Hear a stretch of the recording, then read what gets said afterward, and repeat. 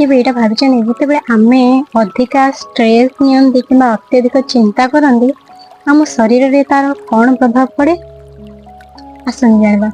ଯେତେବେଳେ ଆମେ ଅଧିକା ଷ୍ଟ୍ରେସ୍ରେ ଥାଆନ୍ତି, ଟେନସନ୍ ନିଅନ୍ତି ନା, ସେତେବେଳେ ଆମ ଶରୀରରେ କିଛି ଷ୍ଟ୍ରେସ୍ ହର୍ମୋନ୍ ରିଲିଜ୍ ହୁଏ, ଯୋଉଟାକୁ କୁହନ୍ତି କର୍ଟିଜୋଲ ଆଉ ଆଡ୍ରେନାଲିନ୍, ଯାହା ଆମ ବଡିରେ ରକ୍ତଚାପକୁ ବଢେଇ ଦିଏ, ବ୍ଲଡ୍ ପ୍ରେସର ହାଇ କରିଦିଏ। ତ ସେଇଥିପାଇଁ ଲୋକମାନଙ୍କୁ ବିପିର ବି ରୋଗ ହୁଏ, ଆଂଜାଇଟି ବି ଆସେ, ଚିଡଚିଡ ଅଧିକ ହେଇଯାଏ। ତ ଆମ ବଡିର ରେସ୍ପନ୍ସ ସିଷ୍ଟମ ସବୁ ଷ୍ଟାର୍ଟ ହୁଏ, ଆମେ ବେଶୀ ଆଗ୍ରେସିଭ ହେଇଯାଆନ୍ତି, ଆଉ ଆମ ବେଳେ ପେଟ ବି ପେନ୍ ହୁଏ। ଏଇ ଯୋଉ ହରମୋନ ଗୁଡା ରିଲିଜ ହୁଏ ତା ପ୍ରଭାବରୁ ଆମେ ନା ଖାଦ୍ୟ ବି ଯଦି କିଛି ସମୟ ଖାଇବା ନା ସିଏ ହଜମ ବି ହୁଏନି।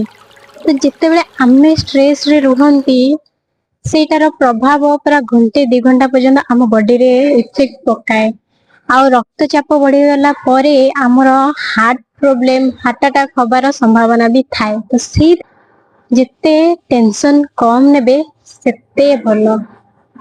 ଆଉ ଯେତେବେଳେ କାହା ଉପରେ ରାଗ ଆସୁଛି ସେତେବେଳେ ନା ବଡିକୁ କାମ ଡାଉନ କରନ୍ତୁ, ଡିପ୍ ବ୍ରିଦିଂ ଏକ୍ସରସାଇଜ କରିବେ, ମାଇଣ୍ଡକୁ ଟିକେ ରିଲାକ୍ସ କରିବେ, 1 ମିନିଟ ର ବ୍ରେକ୍ ନେଇଯିବେ କାହା ଉପରେ ସେ ରାଗଟା ସରେଇବା ପୂର୍ବରୁ।